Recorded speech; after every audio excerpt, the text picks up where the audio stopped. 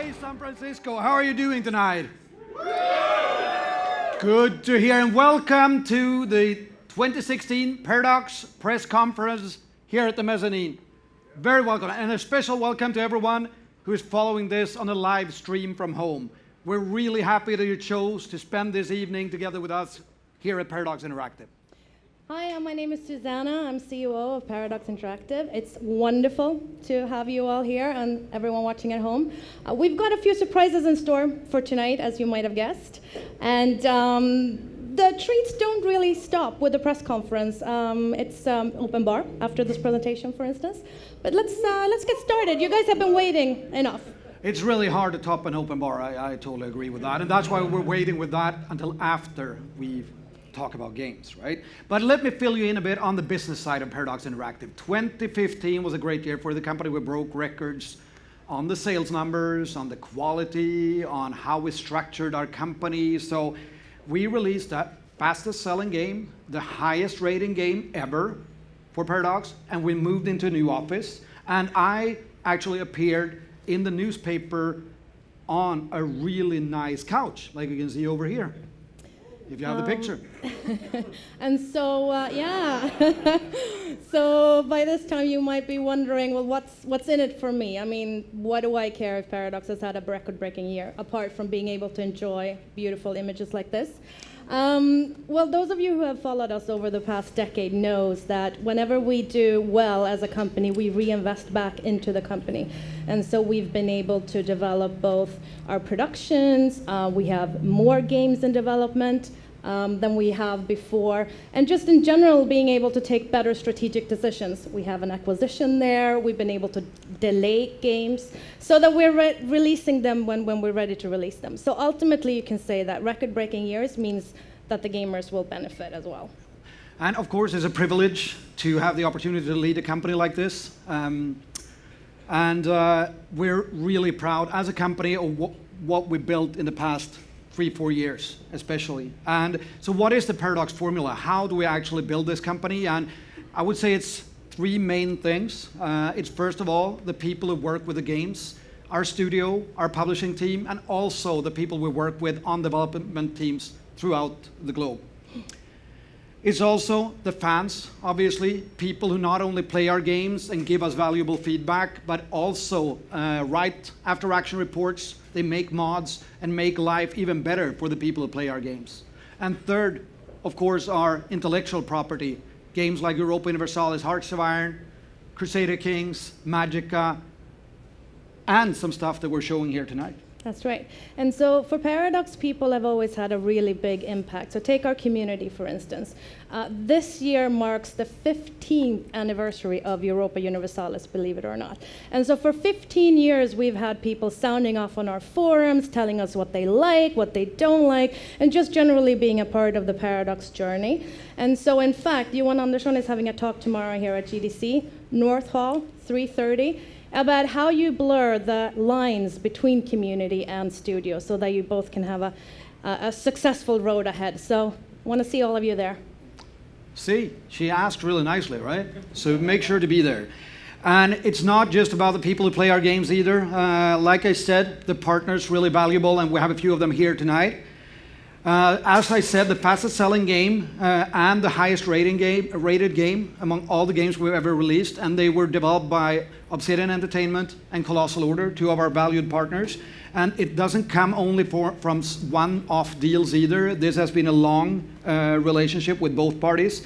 We've been upfront with each other about who we are as companies, and we have long-term ambitions to grow on. Absolutely. And I mean, we can't talk about people without also mentioning the true Paradoxians, the people who Fredrik and I are fortunate enough to go to work with every day. And I would say that the whole strategy about employing people who are smarter than you, at least in some areas, seems to be working out pretty okay. Yeah, right? I would totally agree with that statement. And you can judge for yourselves, because like I said, we have a few of them who are coming out on stage later on here. So we've been able to grow and we'll continue to do that by changing and adapting to the times while still having in mind our partners and the fans who play our games. And we've always stuck to our core values. When people told me 15 years ago that PC gaming was dead, It took until now to kill PC gaming, apparently in my Twitter feed, because we said we may be doing some things for tablet, which meant the death of PC gaming, allegedly.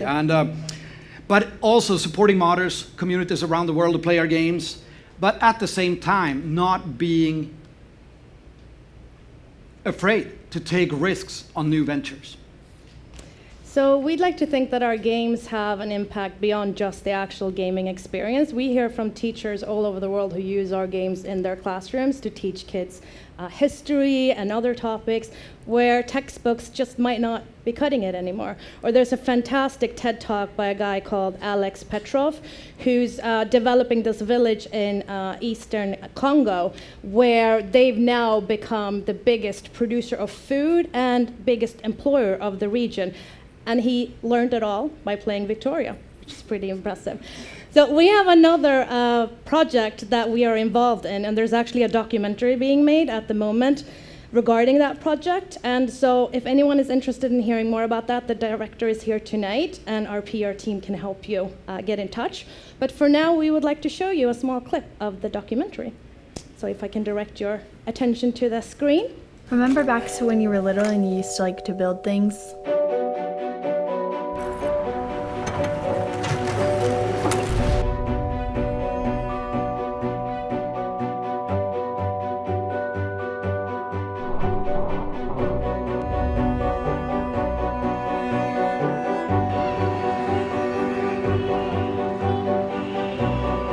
Kind of crazy for all of us working at Mojang. All of a sudden, Minecraft was going to be used to change the world and in real life change the space. Block by Block is a new way to involve people in changing their own neighborhood with a computer game. And now we are asking ourselves, can games change the world?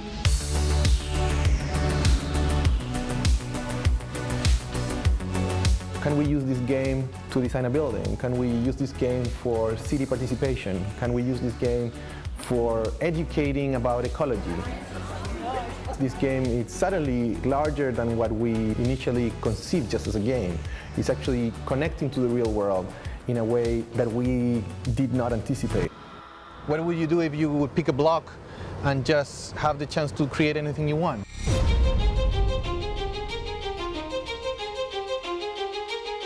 Skylines is a game where you basically plan and build cities. So this area, all these buildings will be replaced with housing and offices.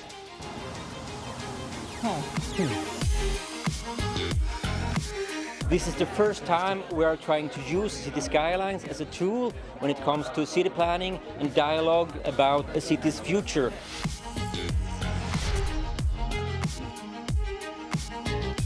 "100 meters is 1 centimeter." We don't have any education in anything. We're gamers. In City Skylines, it's about the infrastructure. How could we change traffic? How could we change energy systems? Now we're in a time where you can actually look at a game like Skylines and see something more than just a game. You can see a realistic solution. Reality now becomes our gaming platform. Gaming now can become a lens on reality. Hello. Games can be used for purposes that are far beyond what their design was intended for. I've seen this place before. It's mind-blowing. We're taking something in a video game and using that to create things in real life. The game has just changed lives.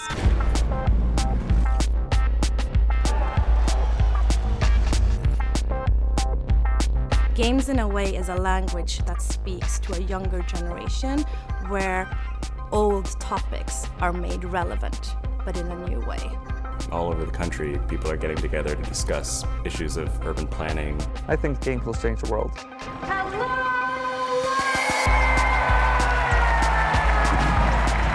By looking out this window in the future, you can see buildings built in Minecraft or roads shaped in City Skylines. The connection between a game and reality, it's getting closer and closer. Thank you so much for having all of us. We're actually changing the world.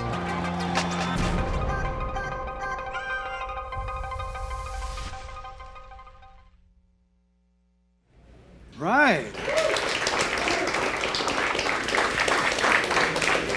We start with a bold statement. We think that games can change the world. But it brings us to the next segment of our press conference. That's right. So on with the news. I know that's why you're here. We actually have a new developer and a new game that we want to introduce to you. And it started with a bit of an unusual pitch that we received a few months ago. So let's start by taking a look at that. Hi, my name is Ethan Erickson. I'm a 4th grader in Orange County, California, in the United States of America. My dad and I have an idea that will change Magica completely. A Magica card game! This isn't just any card game, though. This game is just like Magica.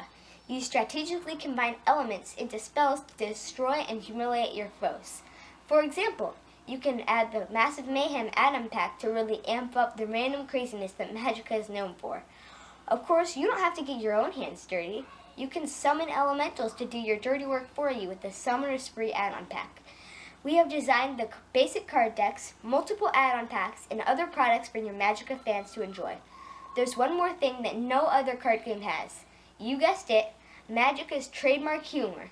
We have come up with a Magica Mayhem card system that causes your spells to blow up in your face, save your butt from disaster, or make you pee your pants with laughter.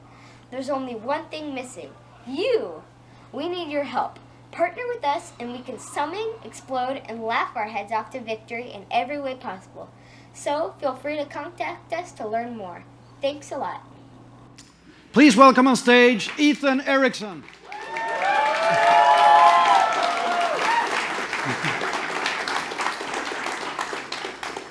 Welcome, Ethan. So we clearly loved your idea, right? And so much that we let you license one of our biggest brands, Magica. Can you please tell us a bit more what you have in mind for this card game? Thank you. Hello, San Francisco and everyone online. Basically, my dad and I created a card game just like Magica, combining elements into spells, blowing up creatures, and lots of other funny stuff too.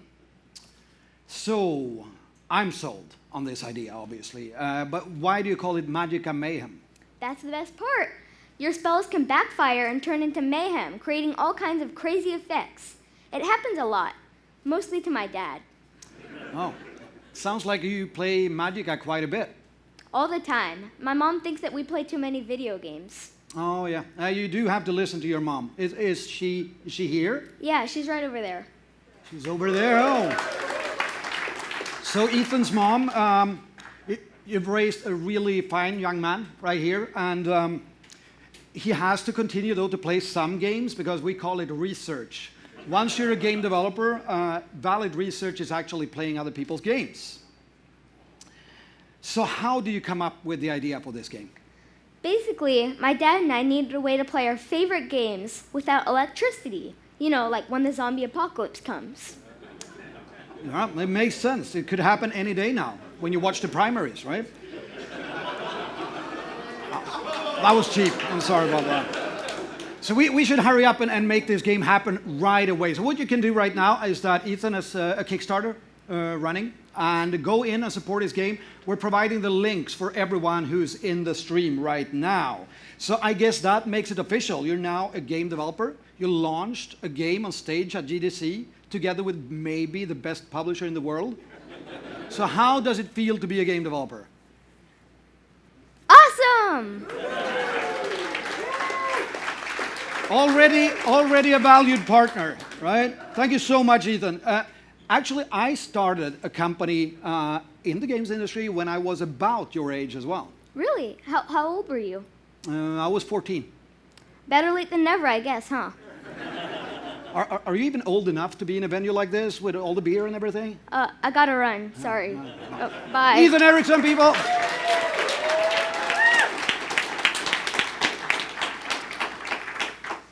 So,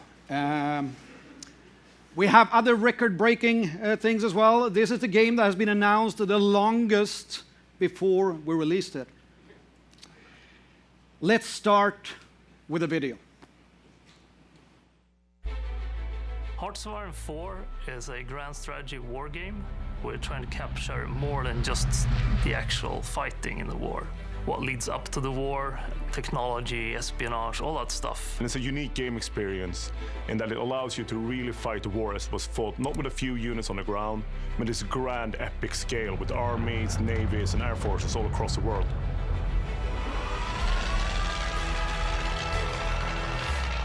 I think Hearts of Iron is probably our most complex project we have done.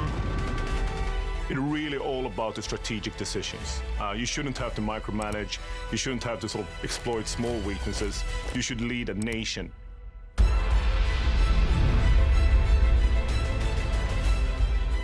As Churchill said, we'll fight them on the beach, we'll fight them on the sea, we'll fight them in the air, we'll fight them anywhere.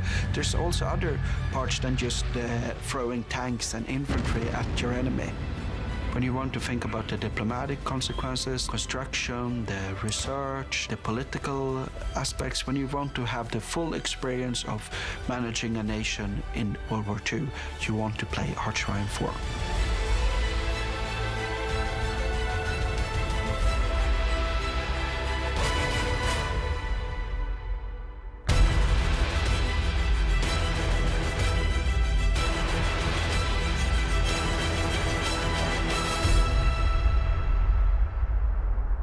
Who does not need an introduction, but I'll do it anyways. He's a living legend in the strategy gaming space, and he has shipped over 20 titles at Paradox. Johan Andersson.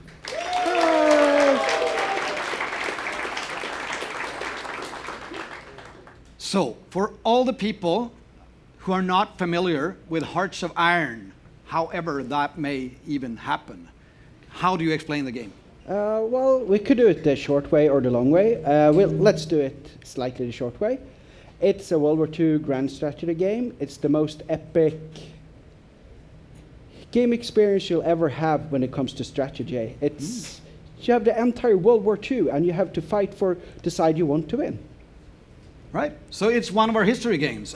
But the traditional Paradox thing in the past few years with Crusader Kings and Europa Universalis has been a lot about experimenting over a long period of time. So can you really experiment in such a short time frame over the 12 years of 36 to 48? Well, it depends on how you define a short time frame. I mean, we're simulating World War II on a scope that's not possible in any other game ever made. We have more provinces than Europa Universalis, Crusader Kings, and Victoria together. We also run the game on a basically hourly basis. You build troops down from the smallest maintenance companies up to huge battleships, and we simulate everything. It's a huge game. It is a huge game. I've tried it a few times as the Soviet Union, the last time with limited success. But if you could only single out one thing with a game that you say is what's going to sell this game to the audience, the one thing that you love the most. Oh, that's a hard one because there's so many great things. But one of the things I'm most proud of is the fact that in most strategy games you end up controlling everything. Of course you can do that in Hearts of Iron, but what we really have is a thing where you can draw front lines. You can draw with arrows on the map of how you want your armies to fight. You're not giving individual orders. You're not playing every single general. You're playing the general staff. You have control. You decide strategies, not micromanaging tactics. Of course you can do that if you want to, but the game allows you on a higher level to play. So you're more of an OKW type of guy than being Rommel specifically? Yeah, you're one guy, not 1,000 Rommels. Sounds good. Are we ready to tell people when this game now that has been in beta since a while is coming out? Well, we've fought a long fight. It's been a great struggle. We're having this great day that we're all planned. We're going really good. The game is really great. We're happy with the product. And what does the team say? They're proud of it. Yeah, good. And the date? Well, have I said any dates? Do we have a date? Well, let's see. Yeah, something. Yeah, well, we're aiming to release on, well, shall we say early summer thing? Early summer. Would it safe to be for the World War II fans to say that we're aiming D-Day-ish? Yeah, we could say that, yeah. Okay, then we'll say that. D-Day it is. Cool. So, and for all the people who are now eager, because everyone knows the date of D-Day, otherwise you probably wouldn't be here, or watch the stream for that matter, if you want to learn more about Hearts of Iron 4 right this very moment, what do you do? Well, you can read our development diaries on the forum, or you can go watch the World War Wednesday.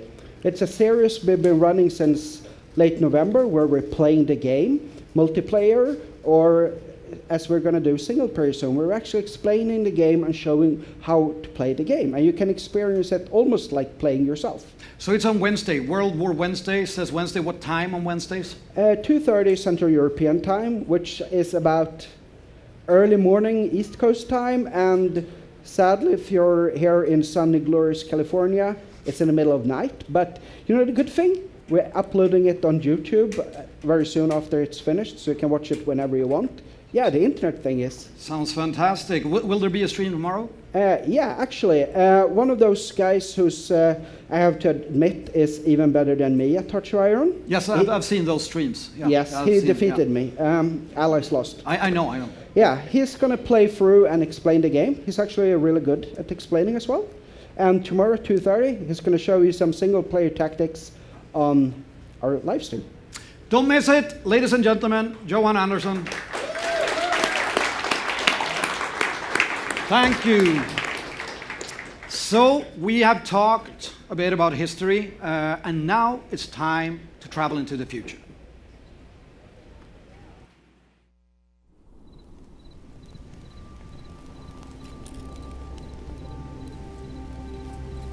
Ever since the dawn of our civilization, we've been reaching for the heavens. Our first manned rocket was a crude device. Far more advanced vessels would follow. But for 2 centuries, we stared longingly at the vast ocean of stars beyond our solar system, fearing them forever out of reach. Then, in one swift stroke, the invention of the warp drive changed our world. A new frontier loomed, and the start of an intense race to colonize the far reaches of space began. We named her Nephsis, 9,000 brave souls heading toward Initium, the star most likely to have an orbiting planet suitable for our first colony. 4 months, 2 weeks, and 5 days into the mission, we received Nephsis' final message. Panicked voices broken by static, an alien message impossible to decipher, then nothing. Our first generation of warships would lead the rescue operation. When we arrived, we soon located the remains of Nephsis floating in the darkness. And approaching us, a fleet of alien warships, their technology far beyond ours. Using salvage technology from Nephsis, these alien entities had managed to decipher our communications. So they recounted the story. A large, unidentified ship had entered their system. Despite repeated warnings, it would not change course, and a trigger was pulled. It is a galaxy full of danger, but also opportunity. There are an untold number of species, border disputes, political tension, and betrayal, not that different from home.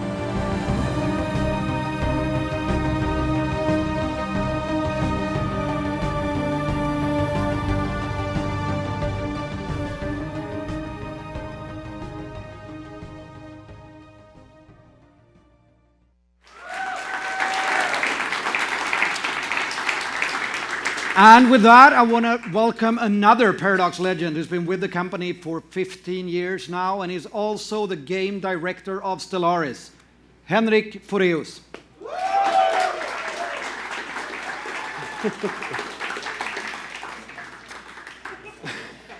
Yeah. Hi everyone, I'm Henrik Fåhraeus, and I'm the game director of the game that you just saw, Stellaris. And this is actually the first gameplay trailer that we have shown of this game. We have been pretty stingy about the video we have released, particularly when it's the mid or late game. And that's because we've been saving it for an event like this. And I have to say, the game is looking and playing absolutely fantastic. So good, in fact, that you have been tweeting about playing it, I think. Some kind of pacifist tundra birds, is it? Yes, I started out as, I randomized races every time, so I ended up being this pacifist, xenophile, avian race that loves to live on tundra. Sounds a bit like Canadian chicken, I suppose. Yeah, Sounds tasty. This is obviously pretty far away from the historically accurate grand strategy games that we usually make at Paradox. And we really wanted to make the most of this opportunity to do something that we cannot do in our historical games. For example, it's hard to do something really interesting with exploration and discovery in this world in which we live, which is very familiar to all of us. So in Stellaris, the ambition really is to make every new game a whole new world, with new experiences and new stories waiting to be told. Unlike our other games, in Stellaris you actually start out small. You start on a single planet in a vast universe. And your species has just discovered FTL, faster than light travel, and stands poised on the brink of exploring this vast and wonderful universe. And the galaxy is truly unknown. It's not just that the map is different every time you play. Even the species you meet, the encounters you will have, are different with every game. Yeah, I really like how there's room to grow peacefully in the beginning. But it's also a very different concept from the other grand strategy games that we made. It is different, but you know, the symmetrical start also allows us to ease the learning curve for new players and to introduce new features at a manageable pace. Our games are not exactly known for being super accessible, but you know, I have to say that Stellaris is by far the most accessible game we've ever made. Does that mean in PC gaming terms that we're dumbing down the game? Is that what you're saying right now? Always this thing with dumbing down. We're definitely not dumbing down. The game, especially in the early game, might play like a fairly classic 4X game, apart from its specific focus on exploration and discovery, that is. But as the galactic borders are drawn and the various empires stabilize, we enter more familiar Paradox territory, and it turns into something more akin to a traditional grand strategy game that we make at Paradox, with features quite similar to those seen in, for example, Europa Universalis. Yeah, it's actually hard to believe that Stellaris is running on the same engine as Europa Universalis is. I guess it's been really challenging for the team. Well, challenges, that's certainly true, but challenges are also opportunities, right? And I've certainly seen it as an opportunity to update our old faithful warhorse, the close of its engine, and we've really done that. It's almost unrecognizable. The game also needed a new type of art direction. It's a space game, so we wanted to give it a kind of vibrant and otherworldly look, and I think we kind of succeeded well with that. The AI obviously had to be updated, and hopefully we'll learn something from that with these interesting new algorithms we've developed for future games. And for me personally, as a designer, I guess you can say the training wheels had to come off a little bit, because when you make historical games, you can model historical processes and events and so on, and we couldn't really rely on that with Stellaris. So that was interesting. I guess also the fact that all the aliens you meet are kind of procedurally generated means that you cannot relate to them in the same way you can do with with real countries like Russia or France, for example. Yeah, well, I really think you pulled through on that. Thank you so much. And in fact, wait for it. In fact, I'm very happy to announce that the game will be released, wait for it, on May the 9th. Thank you so much, Henrik Furius, ladies and gentlemen. Thank you very much. Here you go. Make space great again. Make space great again is the hashtag that we're using right now. Thank you, Henrik. So now, how does my hair look? Does it look good? Good, perfect. I'd like to introduce a game that we haven't introduced before. From a developer I'm extremely proud to introduce once again. Please welcome Chris Parker, who's the VP of Development and co-founder of Obsidian Entertainment.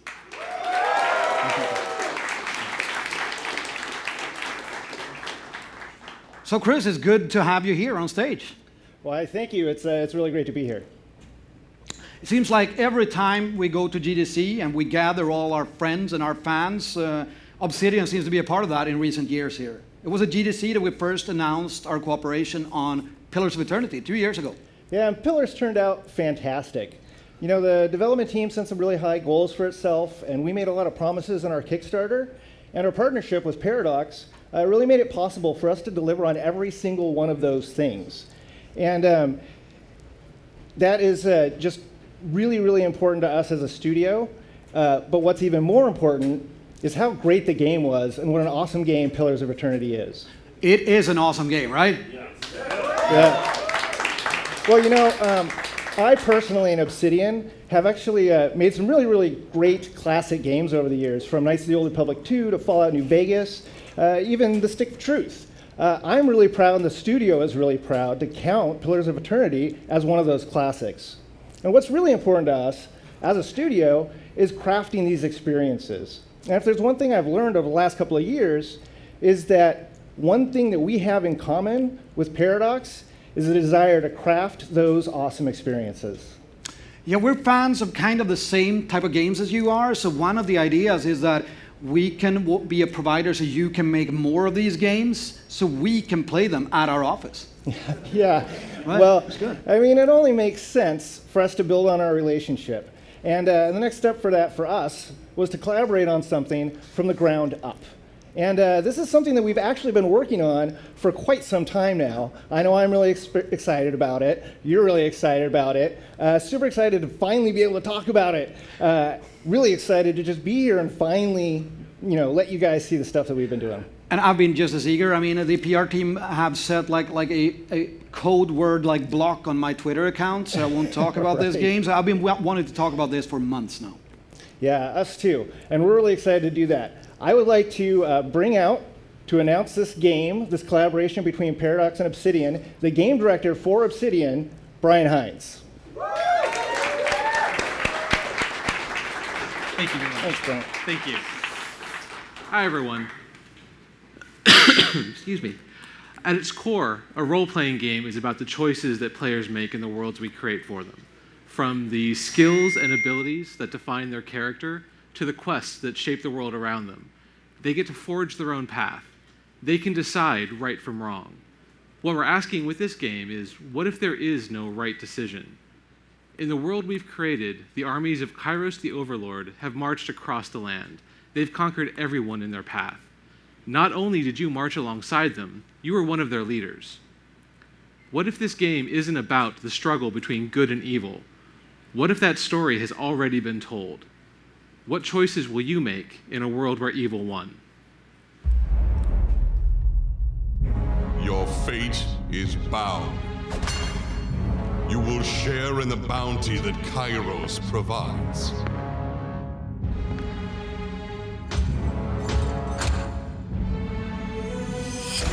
Or choose to become an example of justice served. You would be hunted, your ways dismantled, your bloodlines ended. Whatever your choice, your service to Kairos is assured.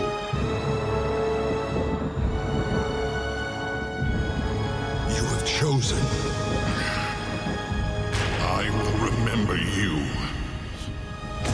when the last hero falls.